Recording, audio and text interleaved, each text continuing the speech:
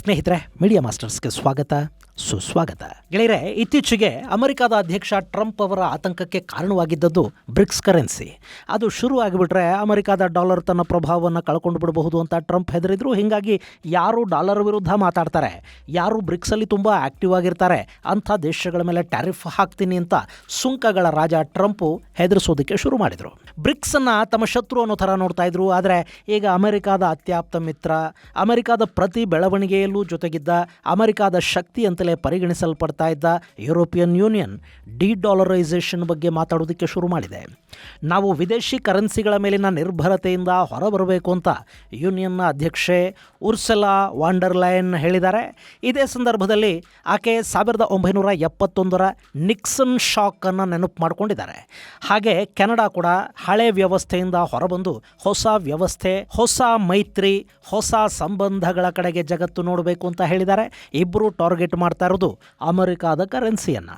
ಹಾಗೆ ಡೆನ್ಮಾರ್ಕ್ ಅಮೆರಿಕದ treasury securities ಮೇಲಿನ ಹೂಡಿಕೆಗಳನ್ನು ಈ ತಿಂಗಳ ಅಂತ್ಯದ ವೇಳೆಗೆ ಸಂಪೂರ್ಣವಾಗಿ ಹಿಂದಕ್ಕೆ ಪಡೆಯೋ ಮಾತಾಡ್ತಾ ಇದೆ. ಸ್ವೀಡನ್ನ ಅತಿದೊಡ್ಡ ಪೆನ್ಷನ್ ಫಂಡ್ ಅಲೆಕ್ಟಾ ಈಗಾಗಲೇ $8 ಬಿಲಿಯನ್ ಹೊರತೆಗೆಯೋದಕ್ಕೆ ಹೋಗ್ತಾ ಇದೆ. ಹಾಗಾದರೆ ಅಮೆರಿಕ ಹಾಗೂ ಯುರೋಪಿಯನ್ ಯೂನಿಯನ್ ಜಗಳ ಅಮೆರಿಕದ ಆರ್ಥಿಕತೆಯನ್ನು ನಾಶ ಮಾಡಿಬಿಡುತ್ತಾ? ಮೇಕ್ ಅಮೆರಿಕಾ ಗ್ರೇಟ್ ಅಗೈನ್ ಅಂತ ಹೊರಟಿರೋ ಟ್ರಂಪ್ಗೆ ಇದು ಸೇಲ್ ಅಮೆರಿಕಾ ಸೇಲ್ ಅನ್ನೋ ಆತಂಕವನ್ನು ಹುಟ್ಟಿಸುತ್ತಾ?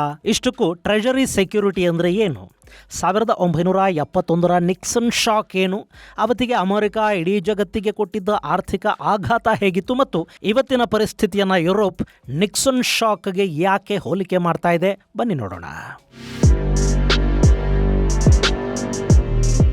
ಗೆಳೆಯರೆ, ಅಮೆರಿಕದ ಟ್ರೆಜರಿ ಈಲ್ಡ್ ಹೆಚ್ಚಾಗ್ತಾ ಇದೆ. ಇದು ಅಮೆರಿಕದ ಹೂಡಿಕೆದಾರರನ್ನ ಒಂದು ಆತಂಕಕ್ಕೆ ತಳ್ತಾ ಇದ್ರೆ ಸಾಕಷ್ಟು ಜನ ಅಮೆರಿಕದ ಟ್ರೆಜರಿ ಬಾಂಡುಗಳು, ಸೆಕ್ಯೂರಿಟಿಗಳ ಮೇಲಿನ ಹೂಡಿಕೆಗಳನ್ನು ಹಿಂದಕ್ಕೆ ಪಡಿತಾ ಇದ್ದಾರೆ. ಅವುಗಳ ಖರೀದಿ ಕಡಿಮೆಯಾಗಿ ಮಾರಾಟ ಹೆಚ್ಚಾಗ್ತಾ ಇದ್ದಂತೆ ಸೆಕ್ಯೂರಿಟಿಯ ಈಲ್ಡ್ ಕೂಡ ಏರಿಕೆ ಆಗ್ತಾ ಹೋಗ್ತಾ ಇದೆ. ಅಮೆರಿಕದ ಟ್ರೆಜರಿ ಈಲ್ಡ್ ಈ ವರ್ಷಾರಂಭದಲ್ಲಿ 4.19% ಅದು ಜನವರಿ 20ರ ಹೊತ್ತಿಗೆ 4.295ಕ್ಕೆ ಏರಿಕೆ ಆಗಿದೆ. ಫೆಬ್ರವರಿಯ ಹೊತ್ತಿಗೆ 5% ಮುಟ್ಟೋ ಸಾಧ್ಯತೆ ಇದೆ ಅಂತ ಹೇಳ್ತಾ ಇದ್ದಾರೆ. ಟ್ರೆಜರಿ ಈಲ್ಡ್ ಹೆಚ್ಚಾದರೆ ಅಮೆರಿಕದ ಆರ್ಥಿಕ ಸಮಸ್ಯೆಗಳು ಕೂಡ ಹೆಚ್ಚಾಗ್ತಾ ಹೋಗುತ್ತವೆ ಅಲ್ಲ. ಅವಾಗಿಂದ ಟ್ರೆಜರಿ ಸೆಕ್ಯೂರಿಟಿ ಈಲ್ಡು ಅಂತ ಒಂದೇ ಸಮಕ್ಕೆ ಹೇಳ್ತಾ ಇದ್ದೀನಿ. ಹಂಗಂದ್ರೆ ಏನು ಅಂದ್ರ ಗೆಳೆಯರೆ, ಯಾವುದೇ ದೇಶದ ಆರ್ಥಿಕತೆ ಸಾಲಗಳ ಮೇಲೆ ಕೂಡ ಆಧಾರಪಟ್ಟಿರುತ್ತೆ. ಸರ್ಕಾರಗಳು ಸಾಲಗಳನ್ನು ನಾನಾ ರೀತಿಗಳು ಹಾಗೂ ನಾನಾ ಮೂಲಗಳಿಂದ ತಗೊಳ್ಳುತ್ತವೆ. ಜಾಗತಿಕ ಬ್ಯಾಂಕಿಂಗ್ ವ್ಯವಸ್ಥೆಗಳ ಮೂಲಕ ಸಾಲ ಪಡೆಯಲಾಗುತ್ತೆ. ಹಾಗೆ ನಾನಾ ದೇಶಗಳು ಅಲ್ಲಿನ ಬ್ಯಾಂಕುಗಳು ಕೂಡ ಸಾಲ ಕೊಡುತ್ತವೆ. ಇದಲ್ಲದೆ ಸರ್ಕಾರಗಳು ಹಣ ಹೊಂದಿಸೋದಕ್ಕಾಗಿ ಒಂದಷ್ಟು ಬಾಂಡ್ಗಳನ್ನು ಮಾರಾಟ ಮಾಡುತ್ತವೆ. ಅವುಗಳನ್ನು ದೇಶದ ಒಳಗೆ ಮತ್ತು ಹೊರಗೆ ಕೂಡ ಮಾರಾಟ ಮಾಡಲಾಗುತ್ತೆ. ವ್ಯಕ್ತಿಗಳು ಅದನ್ನು ಖರೀದಿ ಮಾಡ್ತಾರೆ, ದೇಶಗಳು ಕೂಡ ಅವುಗಳನ್ನು ಖರೀದಿ ಮಾಡುತ್ತವೆ. ಅಂಥ ಬಾಂಡುಗಳನ್ನು ಜಗತ್ತಿನ ನಾನಾ ದೇಶಗಳು ಬಿಡುಗಡೆ ಮಾಡಿ ಮಾರಾಟ ಮಾಡ್ತಾ ಇವೆ. ಹೀಗೆ ಸರ್ಕಾರ ಬಿಡುಗಡೆ ಮಾಡಿ ಮಾರುವ ಬಾಂಡುಗಳನ್ನು ಟ್ರೆಜರಿ ಬಾಂಡ್, ಟ್ರೆಜರಿ ಸೆಕ್ಯೂರಿಟಿ ಅಂತ ಕರೆಯಲಾಗುತ್ತೆ. ಅದರಲ್ಲಿ ಅತ್ಯಂತ ನಂಬಿಕೆಯ ಮತ್ತು ಅತಿ ಹೆಚ್ಚು ಮಾರಾಟವಾಗುವ ಬಾಂಡ್ ಅಂದರೆ ಅದು ಅಮೆರಿಕದ ಟ್ರೆಜರಿ ಬಾಂಡ್. ಇಲ್ಲಿ ಸರ್ಕಾರ ನಾನಾ ದೇಶಗಳಿಂದ, ವ್ಯಕ್ತಿಗಳು ಅಥವಾ ಸಂಸ್ಥೆಗಳಿಂದ ಪಡೆಯುವ ಸಾಲದ ಹಣಕ್ಕೆ ಗ್ಯಾರಂಟಿಯಾಗಿ ಕೊಡುವ ಬಾಂಡ್ ಇರುತ್ತಲ್ಲ, ಅದನ್ನು ಟ್ರೆಜರಿ ಬಾಂಡ್ ಅಂತ ಕರೀತಾರೆ. ಈ ಹಣಕ್ಕೆ ಬಾಂಡ್ ಮೆಚ್ಯೂರಿಟಿಯ ಸಮಯದಲ್ಲಿ ನಿರ್ದಿಷ್ಟ ಬಡ್ಡಿಯನ್ನು ಸೇರಿಸಿ ವಾಪಸ್ಸು ಕೊಡಬೇಕಾಗಿ ಬರುತ್ತೆ. ಅಮೆರಿಕದ ಟ್ರೆಜರಿ ಬಾಂಡ್ಗಳಲ್ಲಿ 3 ರೀತಿಯ ಬಾಂಡುಗಳಿವೆ. ಅದರಲ್ಲಿ ಒಂದು ಅಲ್ಪಾವಧಿಯ ಬಾಂಡ್. ಇದು ಕೆಲ ವಾರಗಳಿಂದ 1 ವರ್ಷದವರೆಗೆ ಇರಬಹುದು. ಇದರ ಬಡ್ಡಿ ಕೂಡ ತುಂಬ ಕಡಿಮೆನೇ ಇರುತ್ತೆ. ಎರಡನೆಯದ್ದು ಟ್ರೆಜರಿ ನೋಟ್ ಅಥವಾ ಟಿ ನೋಟ್ಸ್ ಅಂತ ಇದನ್ನು ಕರೀತಾರೆ. ಮಧ್ಯಮ ಅವಧಿಯ ಹೂಡಿಕೆ ಇದು. ಮೂರನೆಯದ್ದು ದೀರ್ಘಾವಧಿಯ ಹೂಡಿಕೆ, ಅದನ್ನು ಟಿ ಬಾಂಡ್ಸ್ ಅಥವಾ ಟ್ರೆಜರಿ ಬಾಂಡ್ಸ್ ಅಂತ ಕರೆಯಲಾಗುತ್ತೆ. ಇದು 20-30 ವರ್ಷಗಳ ಹೂಡಿಕೆ. ಗೆಳೆಯರೆ, ಈ ಬಾಂಡ್ಗಳ ಮಾರಾಟದಿಂದ ಅಮೆರಿಕ ಸಾಲ ತಗೊಳ್ಳುತ್ತೆ ಅಥವಾ ಹಣ ಸಂಗ್ರಹ ಮಾಡುತ್ತೆ. ಅದನ್ನು ಅವರು ನಾನಾ ಕ್ಷೇತ್ರಗಳಲ್ಲಿ ಇನ್ಫ್ರಾಸ್ಟ್ರಕ್ಚರ್ ಹಾಗೂ ಇನ್ನಿತರ ಸರ್ಕಾರಿ ಅಗತ್ಯಗಳಿಗೆ ಬಳಕೆ ಮಾಡ್ತಾರೆ. ಆ ನಂತರ ಅದನ್ನು ಬಡ್ಡಿಯ ಸಮೇತ ವಾಪಸ್ಸು ಕೂಡ ಕೊಡ್ತಾರೆ. ಅಮೆರಿಕದ ಬಾಂಡ್ಗಳ ಬಡ್ಡಿ ದರ ಬೇರೆ ದೇಶಗಳಿಗೆ ಹೋಲಿಕೆ ಮಾಡಿದರೆ ಕಡಿಮೆ ಇರುತ್ತೆ. ಇನ್ನು ಇವುಗಳನ್ನು ಖರೀದಿ ಮಾಡಿದವರು ಅಷ್ಟೂ ವರ್ಷ ಅದನ್ನು ಇಟ್ಕೊಳ್ಳೇಬೇಕು ಅಂತೇನಿಲ್ಲ. ಅದನ್ನು ಸ್ಟಾಕ್ ಮಾರ್ಕೆಟಲ್ಲಿ ಅವತ್ತಿನ ಮಾರುಕಟ್ಟೆಯ ಬೆಲೆಗೆ ಮಾರಾಟ ಮಾಡಿ ಕ್ಯಾಶ್ ಮಾಡ್ಕೊಳ್ಳೋದಕ್ಕೆ ಕೂಡ ಅವಕಾಶ ಇರುತ್ತೆ. ಅಮೆರಿಕದ ಎಕಾನಮಿ ಯಾವತ್ತಿಗೂ ಕುಸಿಯೋದಿಲ್ಲ ಅನ್ನೋ ನಂಬಿಕೆ ಜಗತ್ತಿಗಿರೋದ್ರಿಂದ ಅಲ್ಲಿ ಬಡ್ಡಿ ಕಡಿಮೆ ಆದರೂ ಲಾಭ ಗ್ಯಾರಂಟಿ ಇರುತ್ತೆ. ಸೊ ಹೂಡಿಕೆಗಳು ಕೂಡ ಬರುತ್ತವೆ. ಇನ್ನು ಜಗತ್ತಿನ ನಾನಾ ದೇಶಗಳು ಡಾಲರಲ್ಲಿ ವ್ಯಾಪಾರ ವಹಿವಾಟುಗಳನ್ನು ಮಾಡುತ್ತವಲ್ವ, ಅಲ್ವಾ? ಹೀಗಾಗಿ ಆ ದೇಶಗಳು ತಮ್ಮ ಫಾರೆಕ್ಸ್ ರಿಸರ್ವ್ ಅಲ್ಲಿ ಹೆಚ್ಚಿನ ಪ್ರಮಾಣದ ಡಾಲರ್ಗಳನ್ನು ಇಟ್ಕೋಬೇಕು ಅಂತ ಬಯಸುತ್ತವೆ. ಫಾರಿನ್ ಎಕ್ಸ್ಚೇಂಜ್ ಭಂಡಾರವನ್ನು ಹೆಚ್ಚು ಮಾಡ್ಕೊಳ್ತಾ ಹೋಗುತ್ತವೆ. ಅದಕ್ಕೆ ಕೂಡ ಟ್ರೆಜರಿ ಬಾಂಡ್ಗಳನ್ನು ಖರೀದಿ ಮಾಡೋದು ಉಂಟು. ಇದನ್ನು ಟ್ರೆಜರಿ ಅಸೆಟ್ಸ್ ಅಂತ ಕರೀತಾರೆ. ಸೊ ಈಗ ನಿಮಗೆ ಅಮೆರಿಕಾದ treasury assets, treasury security, treasury bond ಅಂದ್ರೆ ಏನು ಅನ್ನೋದು ಗೊತ್ತಾಯ್ತಲ್ವಾ?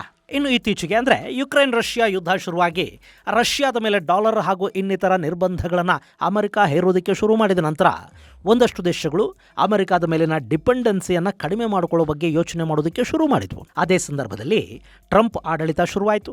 ಟ್ರಂಪ್ ಬಂದ ಮೇಲೆ ಜಗತ್ತಿನ ಮೇಲೆ ಟ್ರೇಡ್ ವಾರ್ ಘೋಷಣೆ ಆಯಿತು. ನಿರ್ಬಂಧಗಳ ಬೆದರಿಕೆಗಳು, ಟ್ಯಾರಿಫ್ ಒತ್ತಡಗಳು ಇವೆಲ್ಲ ಅಮೆರಿಕಾದ ನಿರ್ಧಾರಗಳು ಅತ್ಯಂತ ಅನಿಶ್ಚಿತ ಅನ್ನೋ ವಾತಾವರಣವನ್ನು ನಿರ್ಮಾಣ ಮಾಡಿದ್ವು. ಹೀಗಾಗಿ ಒಂದಷ್ಟು ದೇಶಗಳು ತಮ್ಮ ಟ್ರೆಜರಿ ಅಸೆಟ್ಸ್ ಅನ್ನ ಕಡಿಮೆ ಕೂಡ ಮಾಡ್ಕೊಳ್ಳೋ ನಿರ್ಧಾರಕ್ಕೆ ಬಂದ್ಬಿಟ್ವು. ತಮ್ಮ ಇಡೀ ಹೂಡಿಕೆಗಳನ್ನು ಬರೀ ಅಮೆರಿಕಾದ ಮೇಲೆ ಮಾಡಿ ನಾಳೆ ಅಮೆರಿಕ ಯಾವುದೋ ತಗೋಬಾರದಂತಹ ನಿರ್ಧಾರವನ್ನು ತಗೊಂಡು ಈ ಹೂಡಿಕೆಗಳನ್ನು ಕಳ್ಕೊಳ್ಳೋದು ಅಥವಾ ಫ್ರೀಸ್ ಮಾಡ್ಕೊಳ್ಳೋದು ಯಾಕೆ? ಅದರ ಬದಲು ಹೂಡಿಕೆಯಲ್ಲಿ ಡೈವರ್ಸಿಟಿಯನ್ನ ಮಾಡೋದಕ್ಕೆ ಒಂದಷ್ಟು ದೇಶಗಳು ಯೋಚನೆ ಮಾಡಿದ್ವು. ಈ ಹಂತದಲ್ಲಿ ಚೈನಾ ದೊಡ್ಡ ಪ್ರಮಾಣದಲ್ಲಿ ಅಮೆರಿಕಾದ ಟ್ರೆಜರಿ ಅಸೆಟ್ಸ್ ಅನ್ನ ಕೈ ಬಿಡ್ತು. ಭಾರತ ಕೂಡ ಇತ್ತೀಚಿನ ದಿನಗಳಲ್ಲಿ 21% ತನ್ನ ಅಮೆರಿಕನ್ ಟ್ರೆಜರಿ ಅಸೆಟ್ಸ್ ಅನ್ನು ಕಡಿಮೆ ಮಾಡಿಕೊಂಡಿದೆ. ಹಳೆ ಬಾಂಡುಗಳು ಕ್ಯಾಶ್ ಆಗಿವೆ. ಹೊಸ ಬಾಂಡ್ಗಳ ಖರೀದಿಯನ್ನು ಭಾರತ ಮಾಡ್ತಾ ಇಲ್ಲ. ಅಕ್ಟೋಬರ್ 2024ರಲ್ಲಿ ಸುಮಾರು 241.4 ಬಿಲಿಯನ್ನಷ್ಟಿದ್ದ ಭಾರತದ ಅಮೆರಿಕನ್ ಟ್ರೆಜರಿ ಅಸೆಟ್ಸ್ ಅನ್ನ ಅಕ್ಟೋಬರ್ 2025ರಲ್ಲಿ 190.7 ಬಿಲಿಯನ್ಗೆ ಇಳಿಸಲಾಯಿತು. ನವೆಂಬರ್ 2025ರ ಹೊತ್ತಿಗೆ ಅದು $186.5 ಬಿಲಿಯನ್ ಆಗಿದೆ. ಈಗ ಮತ್ತಷ್ಟು ಕಡಿಮೆಯಾಗಿರುವ ಸಾಧ್ಯತೆಗಳು ಕೂಡ ಇರುತ್ತವೆ. ಅಮೆರಿಕನ್ ಟ್ರೆಜರಿಯ ಬದಲಿಗೆ ಭಾರತ ಗೋಲ್ಡ್ ಖರೀದಿಯನ್ನು ಹೆಚ್ಚು ಮಾಡಿದೆ. ಗೋಲ್ಡ್ ರಿಸರ್ವ್ ಅನ್ನ 808 ಟನ್ಗೆ ಭಾರತ ಏರಿಕೆ ಮಾಡಿಕೊಂಡಿದೆ. ಬ್ರೆಜಿಲ್ ಕೂಡ ಇದೇ ಹಾದಿಯಲ್ಲಿ ಮುನ್ನಡೀತಾ ಇದೆ. ಹಾಗೆ ಜಗತ್ತಿನ ಇನ್ನೂ ಒಂದಷ್ಟು ದೇಶಗಳು ಕೂಡ ಇದೇ ಮಾರ್ಗದಲ್ಲಿ ಹೋಗ್ತಾ ಇವೆ. ಗೆಳೆಯರೆ, ಇಲ್ಲಿ ಟ್ರಂಪ್ ಆಡಳಿತದ ಯುದ್ಧೋತ್ಸಾಹ, ಅದು ನನಗೆ ಬೇಕು, ಇದು ನನಗೆ ಬೇಕು ಅನ್ನೋ ದುರಾಸೆ, ನಾನಾ ದೇಶಗಳ ಜೊತೆ ಕೆಡ್ತಾ ಇರೋ ಸಂಬಂಧಗಳು, ಯಾವಾಗ ಅಮೆರಿಕ ಯಾರ ಜೊತೆ ಯುದ್ಧಕ್ಕೆ ನಿಲ್ಲುತ್ತೋ ಅನ್ನೋದು ಗೊತ್ತಾಗದ ಅತಂತ್ರ ಸ್ಥಿತಿ, ಇವೆಲ್ಲ ಕೂಡ ಸಾಕಷ್ಟು ಹೂಡಿಕೆದಾರರು ಅಮೆರಿಕಾದ ಬಾಂಡ್ಗಳ ಖರೀದಿಯನ್ನ ಕಡಿಮೆ ಮಾಡೋದಕ್ಕೆ ಕಾರಣ ಆಗ್ತಾ ಇವೆ. ಇಲ್ಲಿ ಖರೀದಿ ಕಡಿಮೆಯಾಗಿ ಮಾರಾಟ ಹೆಚ್ಚಾಗ್ತಾ ಹೋಗ್ತಾ ಇದೆ. ಹೂಡಿಕೆದಾರರು ಸೇಫ್ ಅಸೆಟ್ ಅನ್ನೋ ಕಾರಣಕ್ಕೆ ಚಿನ್ನ ಬೆಳ್ಳಿ ಕಡೆ ಹೂಡಿಕೆಗಳನ್ನ ಡೈವರ್ಟ್ ಮಾಡ್ತಾ ಇದ್ದಾರೆ. ಇದೇ ಕಾರಣಕ್ಕೆ ಚಿನ್ನ ಮತ್ತು ಬೆಳ್ಳಿಯ ರೇಟು ಇವತ್ತು ಯದ್ವಾ ತದ್ವಾ ಏರಿಕೆ ಆಗ್ತಾ ಇರೋದು. ಇನ್ನು ಈಗ ಇದೇ ಮಾರ್ಗವನ್ನು ನಾವು ಕೂಡ ಅನುಸರಿಸಬೇಕಾಗತ್ತೆ ಅಂತ ಯುರೋಪಿಯನ್ ಯೂನಿಯನ್ನ ಅಧ್ಯಕ್ಷೆ ಉರ್ಸುಲಾ ವಾನ್ ಡರ್ ಲೆಯನ್ ದಾವೋಸ್ ಅಲ್ಲಿ ಎಚ್ಚರಿಕೆಯನ್ನು ಕೊಟ್ಟಿದ್ದಾರೆ. ಆಕೆ ನಾವು ಯಾವುದೋ ದೇಶದ ಕರೆನ್ಸಿಯ ಮೇಲಿನ ಡಿಪೆಂಡೆನ್ಸಿಯಿಂದ ಹೊರಬರಬೇಕು ಅನ್ನೋದನ್ನು ಹೇಳ್ತಾ 1971ರಲ್ಲಿ ಅಮೆರಿಕಾದ ಅಧ್ಯಕ್ಷ ನಿಕ್ಸನ್ ಜಗತ್ತಿಗೆ ಕೊಟ್ಟ ಶಾಕ್ ಅನ್ನು ನೆನಪು ಮಾಡಿಕೊಂಡಿದ್ದಾರೆ. ಅವತ್ತೇ ನಾವು ಪರ್ಯಾಯ ವ್ಯವಸ್ಥೆಯನ್ನು ಮಾಡ್ಕೋಬೇಕಿತ್ತು, ಆದರೆ ಅಮೆರಿಕಾನ ನಂಬಿಕೊಂಡು ಬಂದ್ವಿ. ಈಗಲಾದರೂ ನಾವು ಬೇರೆ ವ್ಯವಸ್ಥೆಗಳನ್ನು ಮಾಡ್ಕೋಬೇಕಾದ ಅಗತ್ಯ ಇದೆ ಅನ್ನೋ ಮಾತುಗಳನ್ನು ವಾನ್ ಡರ್ ಲೆಯನ್ ಹೇಳಿದ್ದಾರೆ. ಗೆಳೆಯರೆ, ಇಲ್ಲಿ ಇವತ್ತಿನ ಪರಿಸ್ಥಿತಿಯನ್ನು 1971ರ ಅಮೆರಿಕಾದ ಶಾಕ್ಗೆ ಯಾಕೆ ಹೋಲಿಕೆ ಮಾಡಲಾಗ್ತಾ ಇದೆ ಅನ್ನೋದನ್ನ ನಾವಿಲ್ಲಿ ಗಮನಿಸಬೇಕು. 1960ರ ದಶಕದಲ್ಲಿ ಅಮೆರಿಕ ವಿಪರೀತ ಅನಿಸೋಷ್ಟು ಆರ್ಥಿಕ ಸಮಸ್ಯೆಗಳನ್ನು ಮಾಡಿಕೊಳ್ತು. ವಿಯೆಟ್ನಾಂ ಯುದ್ಧ ಅಮೆರಿಕನ ಹಿಂಡ್ಹಾಕಿತ್ತು. ಬೆಲೆ ಏರಿಕೆ, ಹಣದುಬ್ಬರಗಳು ಹೆಚ್ಚಾಗಿದ್ವು. ಈ ಸಂದರ್ಭದಲ್ಲಿ ಅಮೆರಿಕಾದ ಅಧ್ಯಕ್ಷ ರಿಚರ್ಡ್ ನಿಕ್ಸನ್ ಒಂದು ಘೋಷಣೆಯನ್ನು ಮಾಡಿಬಿಟ್ರು.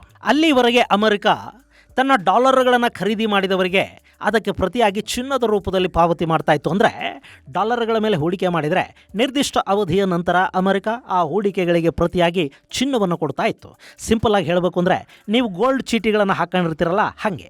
ಆದರೆ ಅಮೆರಿಕಾದ ಆರ್ಥಿಕ ಸಮಸ್ಯೆಗಳ ಕಾರಣದಿಂದ ಹೀಗೆ ಚಿನ್ನದ ರೂಪದಲ್ಲಿ ಹೂಡಿಕೆಗಳನ್ನು ಹಿಂತಿರುಗಿಸೋದು ಕಷ್ಟ ಆಯಿತು. ಸೊ ಇನ್ನು ಮುಂದೆ ಗೋಲ್ಡ್ ಸ್ಕೀಮ್ ಇಲ್ಲ ಅಂತ ನಿಕ್ಸನ್ ರಾತ್ರೋರಾತ್ರಿ ಘೋಷಣೆ ಮಾಡಿಬಿಟ್ರು. ಅಲ್ಲಿವರೆಗೆ ಚಿನ್ನದಲ್ಲಿ ಹಣ ವಾಪಸ್ಸು ಸಿಗುತ್ತೆ ಅನ್ನೋ ಆಸೆ ಇಟ್ಟುಕೊಂಡು ಅಮೆರಿಕಾದ ಟ್ರೆಜರಿ ಮೇಲೆ ಹೂಡಿಕೆ ಮಾಡ್ತಾ ಬಂದವರು ತೀವ್ರ ನಿರಾಸೆಯನ್ನು ಅನುಭವಿಸಬೇಕಾಗಿ ಬಂತು. ಒಂದೇ ಆದೇಶದ ಮೂಲಕ ನಿಕ್ಸನ್ ಜಗತ್ತಿಗೆ ಶಾಕ್ ಕೊಟ್ಟರು ಮಾತ್ರ ಅಲ್ಲ, ಅಮೆರಿಕ ಯಾವಾಗ ಯಾವ ನಿರ್ಧಾರವನ್ನು ಬೇಕಾದರೂ ತಗೊಂಡು ಬಿಡುತ್ತೆ, ಅದು ರೂಲ್ಸ್ ಬೇಸ್ಡ್ ಅಲ್ಲ ಅನ್ನೋದನ್ನ ನಿಕ್ಸನ್ ತೋರಿಸ್ಕೊಟ್ರು. ಇದರ ಜೊತೆ ಆರ್ಥಿಕ ಸುಧಾರಣೆಗಳಿಗಾಗಿ ಅವರು ನಾನಾ ದೇಶಗಳ ಮೇಲೆ 10% ಟ್ಯಾರಿಫನ್ನು ಹೇರೋದಕ್ಕೆ ಕೂಡ ಶುರು ಮಾಡಿದರು. ಗೆಳೆಯರೆ, ಅವತ್ತು ನಿಕ್ಸನ್ ತಗೊಂಡ ಈ ನಿರ್ಧಾರ ಜಗತ್ತಿನ ನಾನಾ ಕರೆನ್ಸಿಗಳು ಮಾರುಕಟ್ಟೆಯಲ್ಲಿ ಮೌಲ್ಯಾಧಾರಿತ ಕಾಂಪಿಟೇಷನ್ಗೆ ಇಳಿಯೋದಕ್ಕೆ ಸಹಾಯ ಮಾಡಿತು. ಗ್ಲೋಬಲೈಸೇಷನ್ ಮತ್ತು ಲಿಬರಲೈಸೇಷನ್ಗೆ ಇದು ಅವಕಾಶವನ್ನು ಮಾಡಿಕೊಡ್ತು ಅನ್ನೋದು ನಿಜ. ಆದರೆ ಅಮೆರಿಕಾದ ಅವತ್ತಿನ ನಿರ್ಧಾರ ಜಗತ್ತಿಗೆ ಬೇರೆಯದ್ದೇ ಆದ ಸಂದೇಶವನ್ನಂತೂ ಕಳುಹಿಸಿಕೊಡ್ತು. ಅವತ್ತೂ ಕೂಡ ಅಮೆರಿಕಾದ ನೆರವಿಗೆ ನಿಂತುಕೊಂಡಿದ್ದು ಇದೇ ಯುರೋಪಿಯನ್ ದೇಶಗಳೇ. ಅವರು ಅಮೆರಿಕಾನ ಅವತ್ತೂ ನಂಬಿದ್ವು. ಜೊತೆಗೆ ಅಮೆರಿಕ ಕೂಡ ಅರಬ್ ದೇಶಗಳ ಜೊತೆ ಮಾತುಕತೆಗಳನ್ನು ಮಾಡ್ತು. ಪೆಟ್ರೋಲ್ ಖರೀದಿಗೆ ಡಾಲರನ್ನೇ ಬಳಸೋದಕ್ಕೆ ಅವರನ್ನು ಒಪ್ಪಿಸ್ತು. ಪೆಟ್ರೋ ಡಾಲರ್ ವ್ಯವಸ್ಥೆ ಜಾರಿಗೆ ಬಂತು. ಹೀಗಾಗಿ ಅಮೆರಿಕಾದ ಕರೆನ್ಸಿಯ ಮೌಲ್ಯ ಕುಸಿತ ಆಗದ ಹಾಗೆ ಅದನ್ನು ಮ್ಯಾನೇಜ್ ಮಾಡೋ ಕೆಲಸವನ್ನು ಆವತ್ತೇನೋ ಅಮೆರಿಕ ಮಾಡ್ತು. ಇನ್ನು ಇವತ್ತಿನ ಅಮೆರಿಕಾದ ಪರಿಸ್ಥಿತಿ ಅವತ್ತಿನ ಹಾಗೆ ಕಾಣ್ತಾ ಇದೆ. ಅಮೆರಿಕ ಅತಿ ಹೆಚ್ಚು ಸಾಲ ಮಾಡಿಕೊಂಡಿದೆ. ಅವರು ಸುಮಾರು $38 ಟ್ರಿಲಿಯನ್ ಸಾಲವನ್ನು ಏರಿಸಿಕೊಂಡಿದ್ದಾರೆ. ಡೊನಾಲ್ಡ್ ಟ್ರಂಪ್ ಅಮೆರಿಕಾದ ಆರ್ಥಿಕತೆಯನ್ನು ಸುಧಾರಿಸ್ತಾ ಇದ್ದೀನಿ ಅಂತ ಹೇಳ್ತಾ ಟ್ಯಾರಿಫ್ ಹಾಕ್ತಾ ಹೋಗ್ತಾ ಇದ್ದಾರೆ. ಇದು ಅಲ್ಲಿನ ಬೆಲೆ ಏರಿಕೆಗೆ ಕಾರಣ ಆಗ್ತಾ ಇದೆ. ಜೊತೆಗೆ ಯುದ್ಧಗಳು, ಅತಿರೇಕದ ನಿರ್ಣಯಗಳು, ಅನಿಶ್ಚಿತ ವಾತಾವರಣ, ಡಿಕ್ಟೇಟರ್ ಮಾದರಿಯ ನಿಲುವುಗಳು, ಘೋಷಣೆಗಳು ಇವೆಲ್ಲ ಕೂಡ ಅಮೆರಿಕಾದ ಮೇಲೆ ಜಗತ್ತು ನಂಬಿಕೆಯನ್ನು ಕಳ್ಕೊಳ್ಳೋ ವಾತಾವರಣವನ್ನು ನಿರ್ಮಾಣ ಮಾಡ್ತಾ ಇವೆ. ಅಮೆರಿಕ ಯಾವಾಗ ಯಾರ ವಿರುದ್ಧ ಏನು ಹೇಳಿಬಿಡುತ್ತೋ, ಯಾರ ಅಸೆಟ್ಸನ್ನು ಸೀಸ್ ಮಾಡೋದಕ್ಕೆ ಟ್ರಂಪ್ ಆದೇಶ ಕೊಡ್ತಾರೋ, ಯಾವ ದೇಶದ ಮೇಲೆ ಯಾವಾಗ ಯಾವ ನಿರ್ಬಂಧ ಬೀಳುತ್ತೋ ಅನ್ನೋ ಭಯ. ಹೀಗಾಗಿ ಜಗತ್ತು ಅಮೆರಿಕಾನ ಬಿಟ್ಟು ಬೇರೆ ಹೂಡಿಕೆಗಳತ್ತ, ಬೇರೆ ವ್ಯವಸ್ಥೆಗಳತ್ತ ಮುಖ ಮಾಡಬಯಸ್ತಾ ಇದೆ. ಅದರಲ್ಲೂ ಅಮೆರಿಕಾದ ಅತ್ಯಾಪ್ತ ದೇಶಗಳು, ಯುರೋಪಿಯನ್ ಯೂನಿಯನ್ ಕೂಡ ಗ್ರೀನ್ಲ್ಯಾಂಡ್ ವಿಷಯದಲ್ಲಿ ಟ್ರಂಪ್ ತಗೊಳ್ತಾ ಇರೋ ನಿರ್ಧಾರಗಳಿಂದ ಕನ್ನಲಿ ಹೋಗಿದೆ. ಸೊ ಅವರು ಈಗ ಟ್ರೆಷರಿ ಅಸೆಟ್ಗಳನ್ನು ಮಾರಾಟ ಮಾಡೋ ಸುಳಿವನ್ನು ಕೊಡ್ತಾ ಇದ್ದಾರೆ. ಹಾಗೇನಾದರೂ ಆದರೆ ಸುಮಾರು $10 to $12 ಟ್ರಿಲಿಯನ್ ಅಸೆಟ್ಸನ್ನು ಯುರೋಪಿಯನ್ ಯೂನಿಯನ್ ಕೊಡಕೊಳ್ಳುತ್ತೆ. ಅಮೆರಿಕಾಗೆ ಇದು ಆರ್ಥಿಕವಾಗಿ ದೊಡ್ಡ ಹೊಡೆತವನ್ನು ಕೊಡುತ್ತೆ. ಗೆಳೆಯರೆ, ಇಲ್ಲಿ ಬಾಂಡ್ಗಳ ಮಾರಾಟ ಹೆಚ್ಚಾಗ್ತಾ ಹೋದರೆ ಇದು ಮುಂದೆ ಅಮೆರಿಕಾಗೆ ಸಾಲ ಸಿಗೋ ಸಾಧ್ಯತೆಗಳನ್ನು ಕಡಿಮೆ ಮಾಡುತ್ತೆ. ಅಮೆರಿಕಾಗೆ ಬರೋ ಹೂಡಿಕೆಗಳು ಕಡಿಮೆ ಆಗೋ ಸಾಧ್ಯತೆ ಇರುತ್ತೆ. ಅಲ್ಲಿನ ಆರ್ಥಿಕತೆ ಅನಾರೋಗ್ಯಕರ ಅನ್ನೋದನ್ನು ಇದು ತೋರಿಸುತ್ತೆ. ಅಮೆರಿಕ ಮುಂದಿನ ದಿನಗಳಲ್ಲಿ ತನ್ನ ಬಾಂಡ್ಗಳಿಗೆ ಬಡ್ಡಿ ದರವನ್ನು ಹೆಚ್ಚು ಮಾಡಬೇಕಾಗಿ ಬರುತ್ತೆ. ಅದರ ಹೊರೆ ಕೂಡ ಅಮೆರಿಕಾಗೆ ಬೀಳುತ್ತೆ. ಈಗಾಗಲೇ ಕಳೆದ ವರ್ಷ ಅಮೆರಿಕ ಸುಮಾರು $1.8 ಟ್ರಿಲಿಯನ್ ಬಜೆಟ್ ಕೊರತೆಯನ್ನು ಅನುಭವಿಸ್ತಾ ಇತ್ತು. ಅದು ಮುಂದೆ ಇನ್ನಷ್ಟು ಹೆಚ್ಚಾಗೋ ಸಾಧ್ಯತೆ ಇರುತ್ತೆ. ಇನ್ನು ಇದು ಡಾಲರ್ ಬಳಕೆಯನ್ನು ಕೂಡ ಕಡಿಮೆ ಮಾಡಿಬಿಡುತ್ತಾ ಸಾಧ್ಯತೆಗಳಿರುತ್ತವೆ.